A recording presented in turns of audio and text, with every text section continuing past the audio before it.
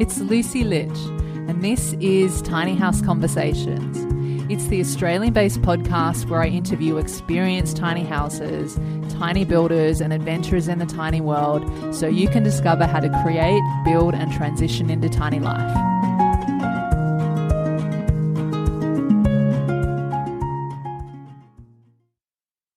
Welcome back to Tiny House Conversations. Joining me on the show today is Michelle Rees, who owns a tiny home in the countryside of Victoria with her husband Joe. And Michelle, Joe, and their 3 young kids split their time between their home in Melbourne and their tiny house in the country, which they also rent out on Airbnb as a unique luxury off-grid experience.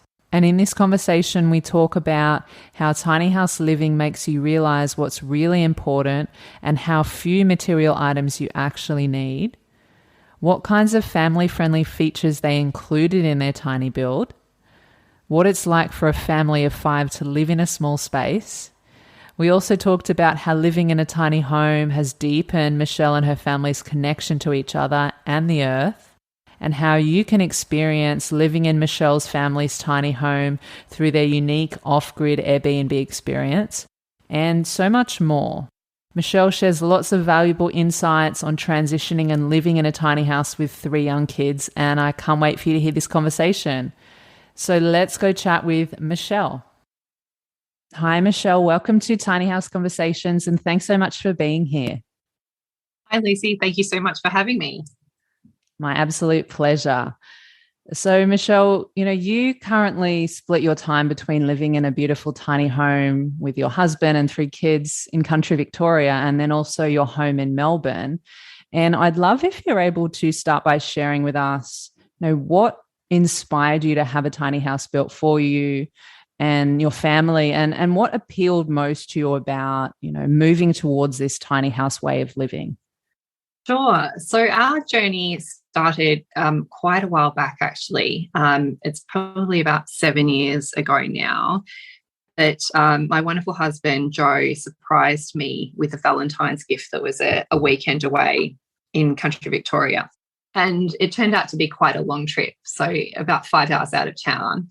And I realised why he kept it a surprise later on, because I probably wouldn't have been putting my hand up for that long drive for a long weekend at that time. But we went along anyway, and it was lovely. And we got to the location and we kind of both immediately fell in love with it. And literally the following day, we started looking at properties in the area.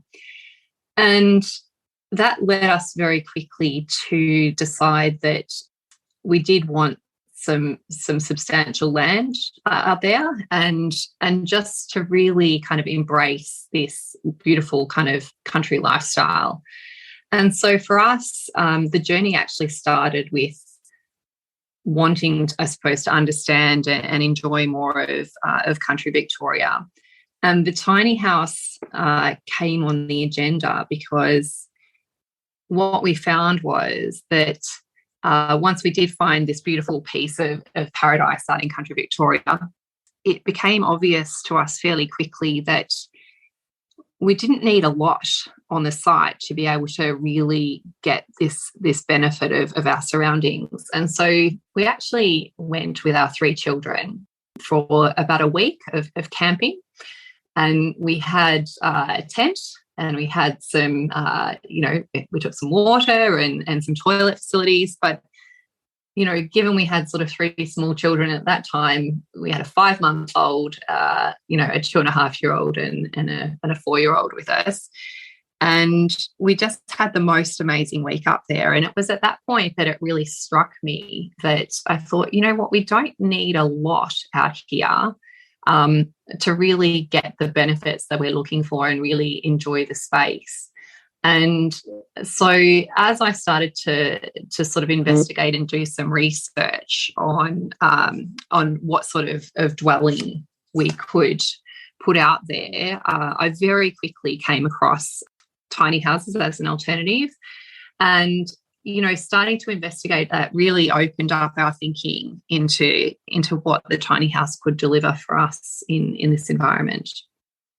That's really beautiful. And I love that I guess this idea of having land and being closer to nature, it really kind of puts things in perspective and makes you think about, what's most important, and how you want to live your life, and simplifying things, and all of that. And I love that you've got three little ones as well coming along for the ride. I think it's a really nice thing to expose them to at such a young age, and a nice way for them to grow up.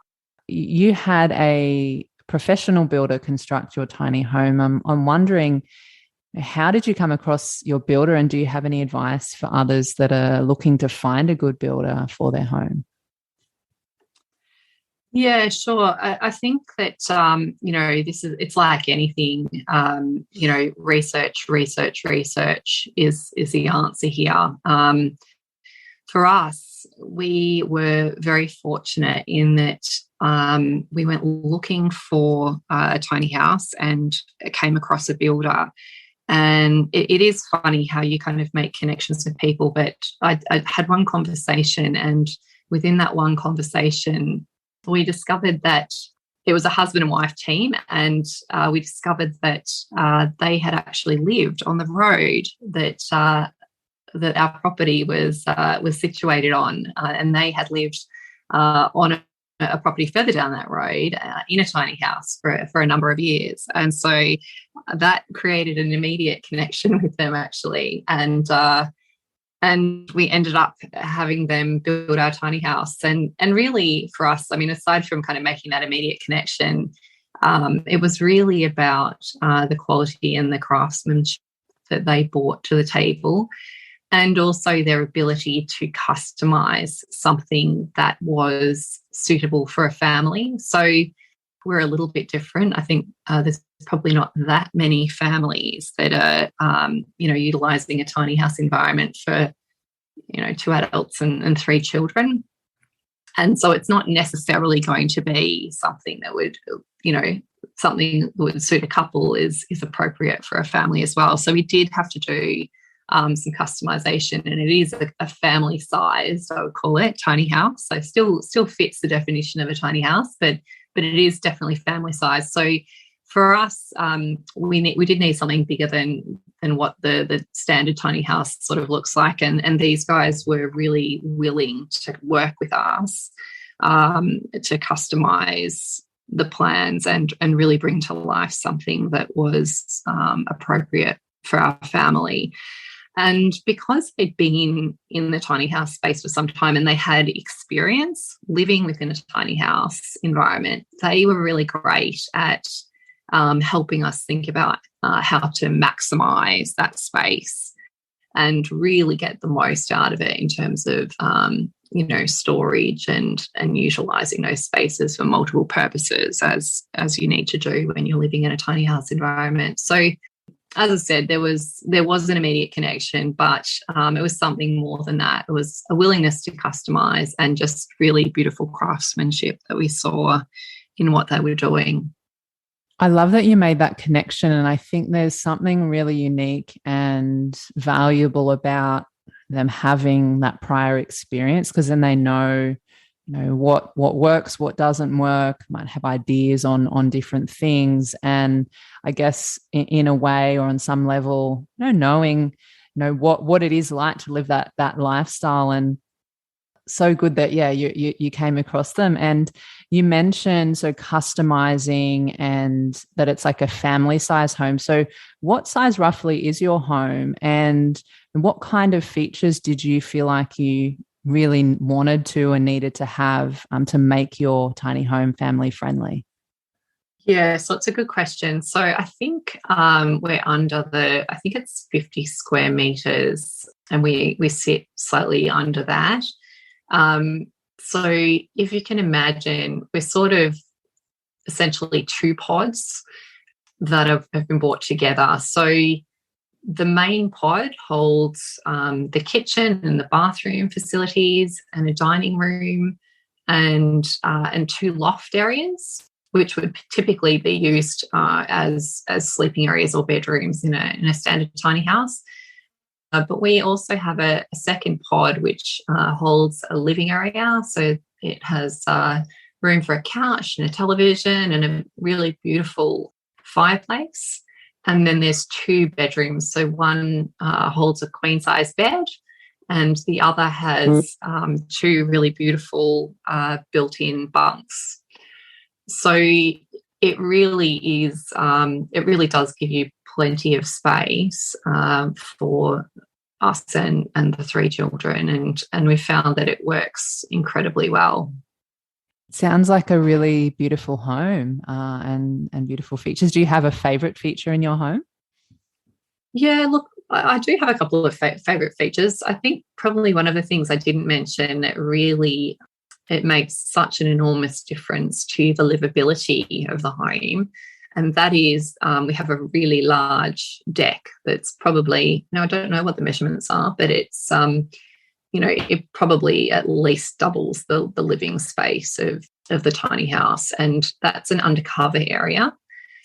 And it just provides you another area where you can have a barbecue and outdoor seating, whether it's a table and chairs to kind of dine outdoors, or just an area to sit outside and kind of soak up the environment. Having that undercover decking area really adds to the livability, and it makes it feel so much more spacious, I suppose, than it really is. So it really kind of optimizes your ability to enjoy the outdoors, but still feel the benefit of having that undercover area, particularly, where we're in an alpine area and you do get some interesting weather out there. It really does allow you to have a little bit more room on those rainy days for the children as well. So having the outdoor deck is a helpful attribute to the house.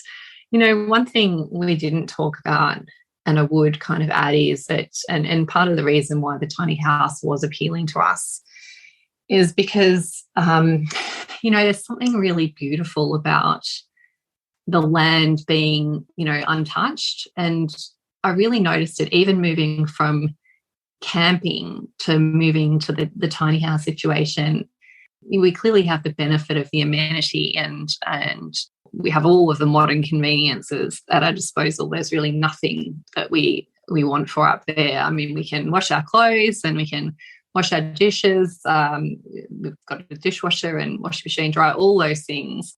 And, our family routine runs in a pretty similar way, albeit we're off the grid up there. So, we've had to learn all about solar power and composting toilets, and clearly, you make some adjustments to the way we do things so that we can maximize the power usage during the day, for example.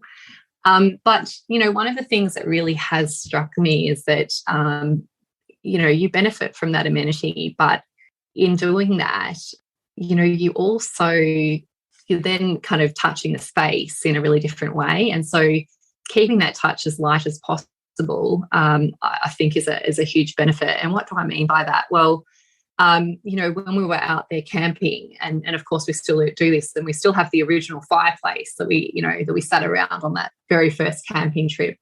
And, you sit back and you look, you can put your head up and, where we are out there, it's quite isolated. And, the stars are frankly like nothing I've seen anywhere else in the world. The night sky is just phenomenal on a clear night.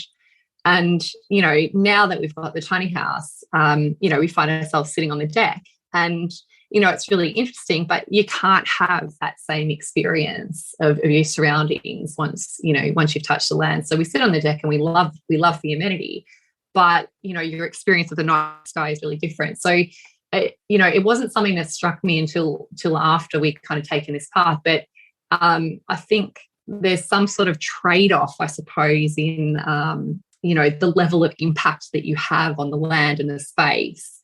And, then the way that you enjoy that environment. And I think that's something really beautiful about keeping the touch as light as possible.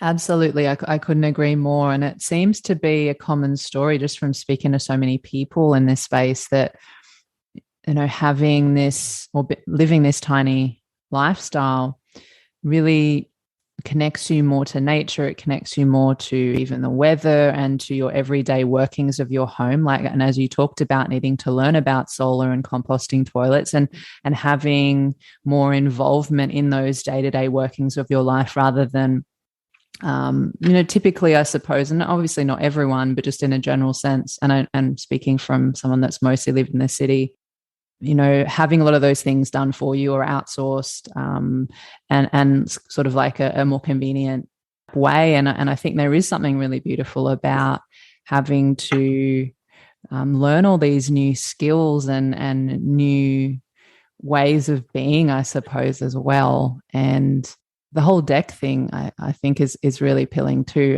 It does help to bring the outside in, and to put you outside in nature, and as you say, under the stars and the night sky and the sun and all of that, and reconnecting with who we really are and where we came from, which is our natural environment. So that's beautiful. I couldn't agree more. And your point around connection is a really interesting one, because just to build on that, I would also highlight that, it connects you to people. So the reality is that in a tiny house, you can't kind of disappear into your own space particularly easily. And so you do end up spending more time together, for better or for worse. Sometimes you might want to go and disappear into your own space. And the reality is that's just a little bit more difficult to do within that environment. But I would say for us, it's definitely enhanced the level of family connection, because you're just physically seeing more of each other. And you find that the dining table, it's not just a place to sit and share a meal with a family. It's a place for the board game, and it's a place for the children to do their artwork, and it's a place to get the cards out and have a game of cards with them. We love Uno up there. The children love playing Uno, and that's around the table. So, there's this beautiful multi-purpose to these spaces, but, the common theme is that we're connecting perhaps in ways and more frequently than you would ordinarily. And that is by virtue of the fact that there's not a lot of choices. That's kind of the way it has to be. But it's beautiful at the same time, because it gives you so much more opportunity for connection. And I think, the other thing is, as you point out, there's a level of awareness and insight that comes from being or becoming self-sufficient. And it's really interesting, but you can't unsee it. And what do I mean by that? So I've kind of said we're completely off the grid up there. So where we came and a few years ago we camped with literally nothing. Now we have pretty much everything, but we're not connected to any services. So we have, as I've said, the solar power to the tiny house, and we have a composting toilet because water is an issue up there, and we have water tanks, and you're literally catching your water from the roof of a tiny house, which is already a pretty small space, and that's all the water that you have. And so we're really mindful of, when we're washing the dishes, for example, I'm really mindful of how much water I'm using.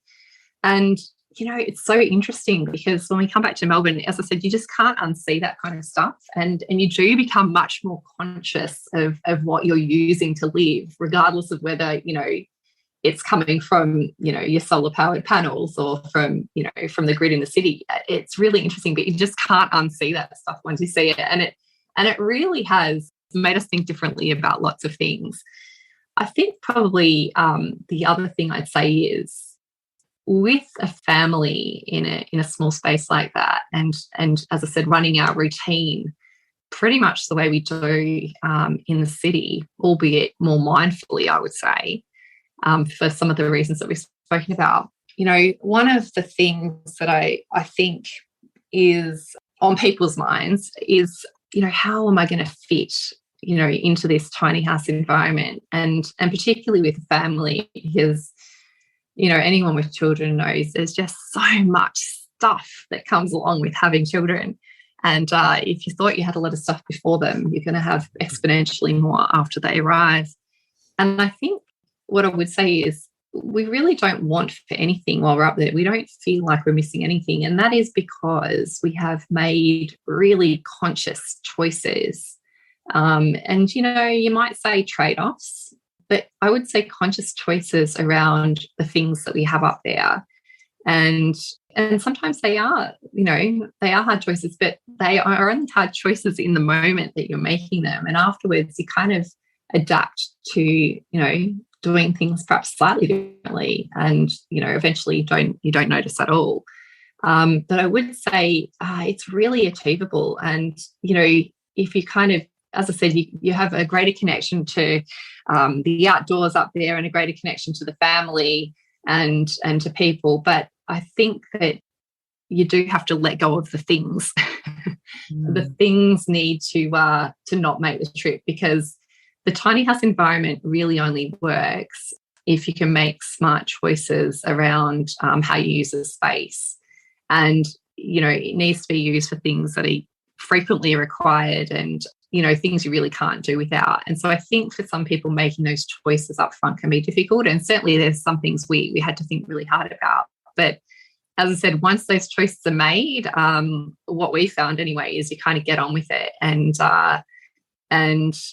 in time, you don't notice at all. It's just a different way of living. And, that extends to the children as well. So, they don't have loads and loads and loads of toys up there. And that's partly because the activities that we do up there are a little bit different. There's more to do in utilising the outdoor spaces and getting outside and enjoying that part of the environment. We're very blessed that we have a little herd of alpacas up there, and, so they're out tending to the animals and enjoying the outdoors in a way that, is just really different to living in the city. But they still have toys up there. We're not kind of depriving them of anything, but it's definitely not, the level that you find when you have the space to have them in a normal sized house. So I just think making those choices is really interesting, and it's been enlightening how easy it has been to let go of some of those things.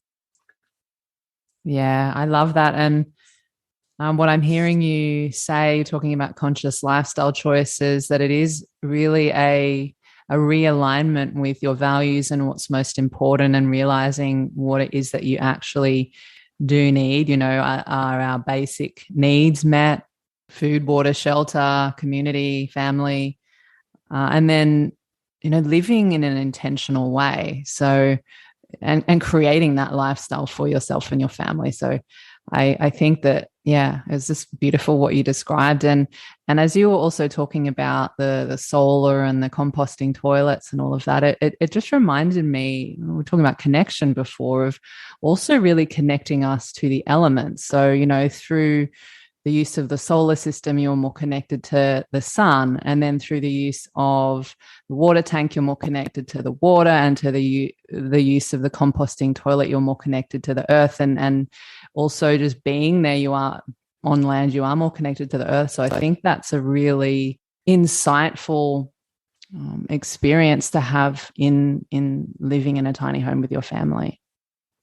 Yeah, and look, as I said, these things don't come without compromise, but I think probably one of the most important things for us has been just having a level of flexibility and adaptability, and, really not sweating the small stuff, and, seeing this whole thing as an adventure. So, when we first went up there and the tiny house was delivered and set up, it was very late winter we were having, and it was kind of, I don't know, late September, even early October. And something had gone wrong with our fireplace, and they couldn't fit it. So we were in there with the 3 children, and it's snowing. So it's kind of, down at 0. And it was so cold. And we're very blessed that we have a wonderful kind of reverse cycle system in there for heating. And so, not kind of thinking too much about it.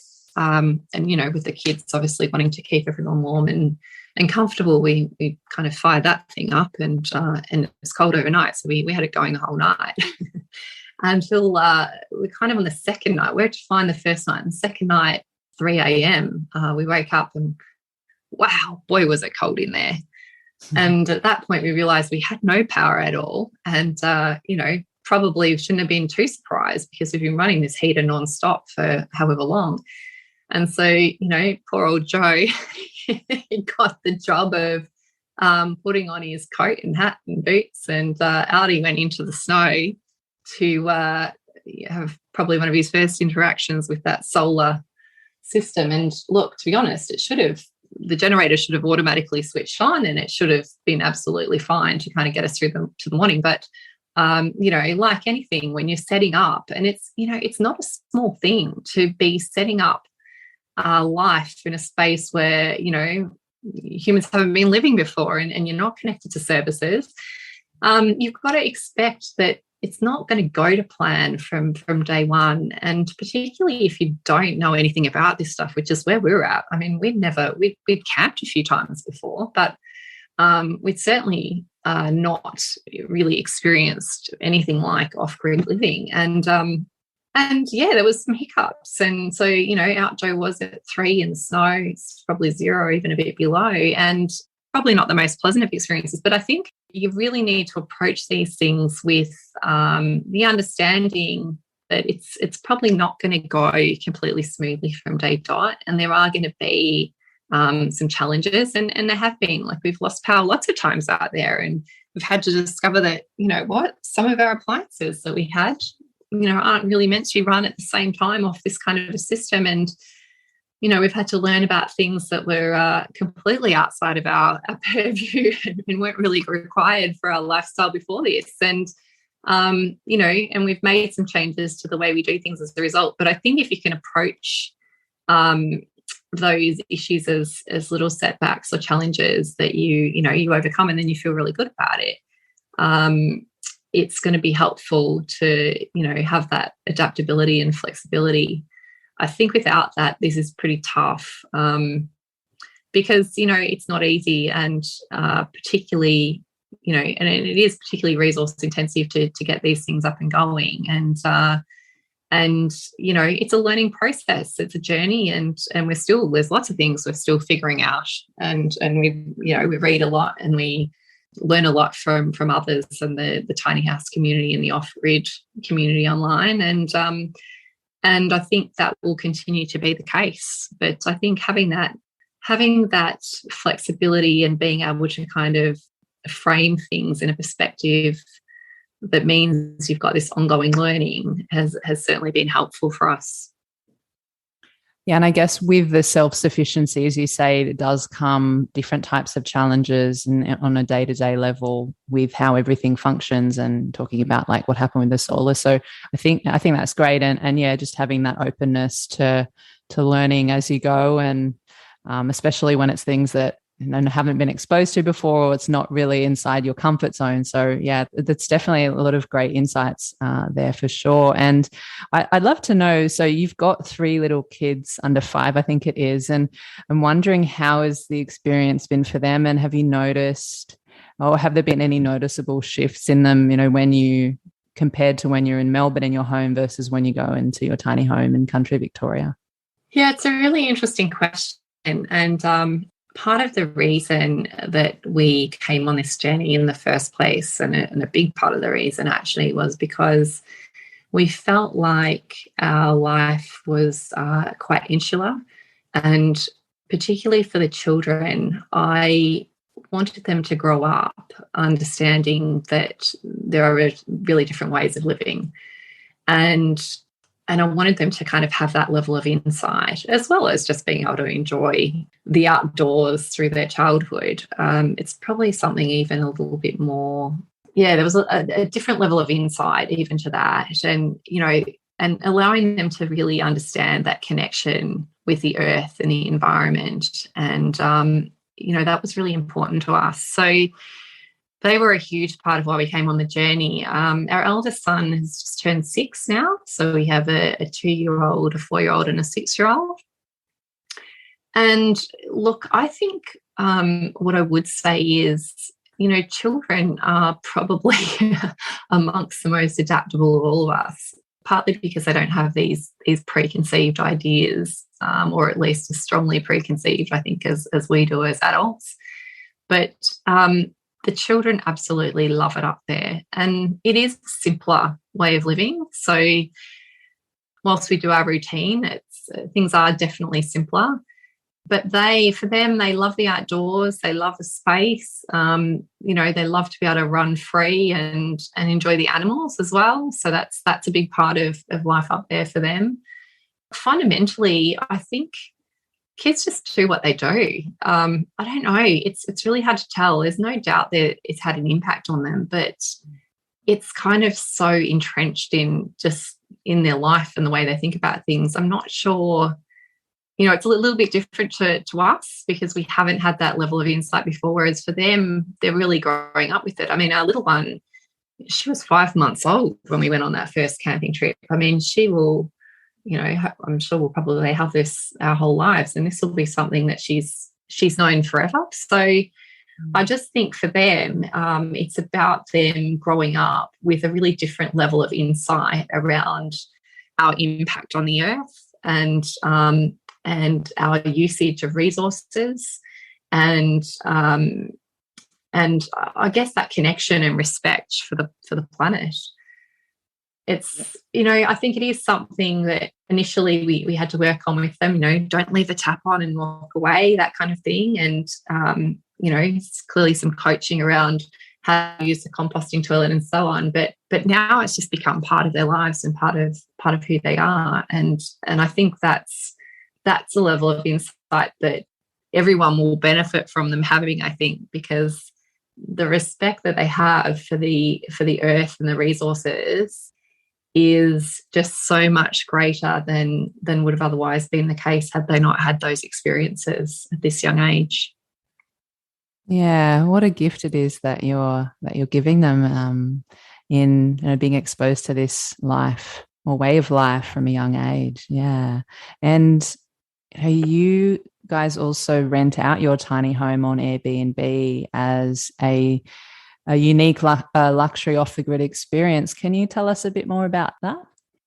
Yeah, sure. So, I mean, it's been quite a journey for us to get to this point, and it's, I think it's fair to say the journey we've taken is not necessarily the journey that we started on.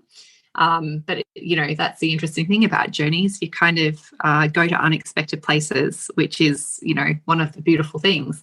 And for us, what we really love about this is having the ability to share what we've created with other families.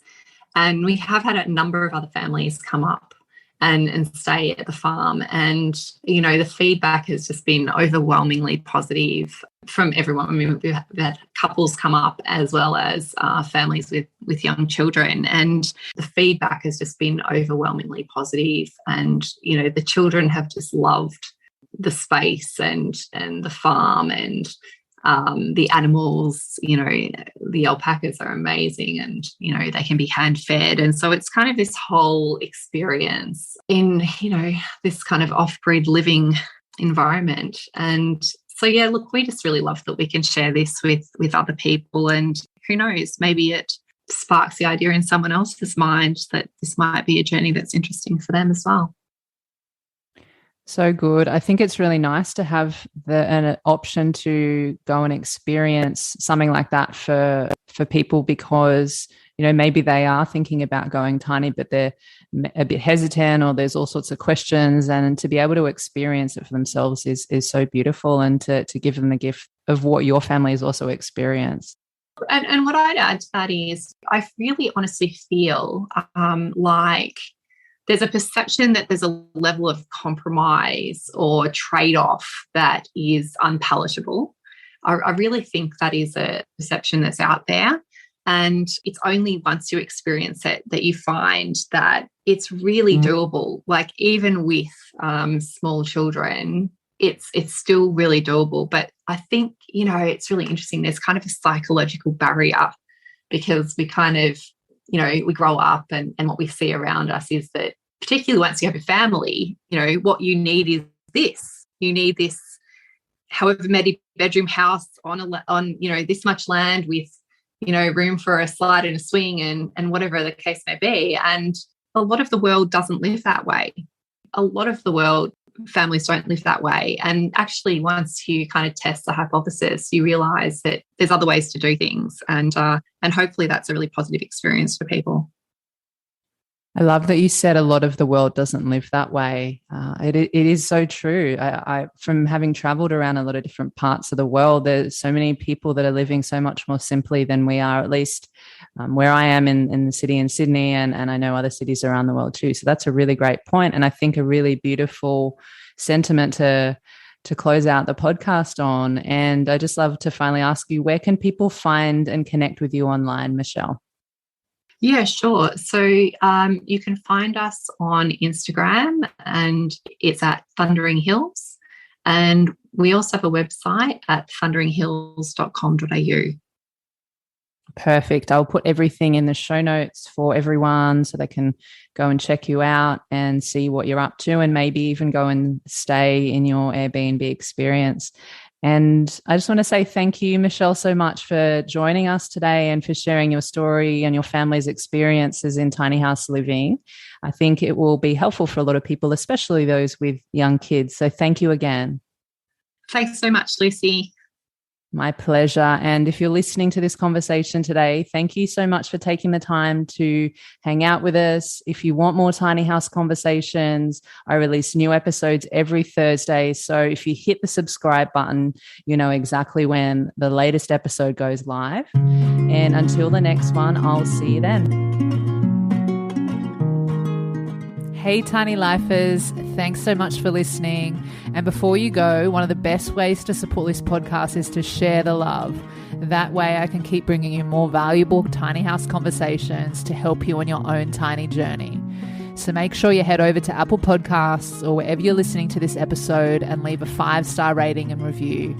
Thanks so much in advance. I appreciate you, and see you in the next session.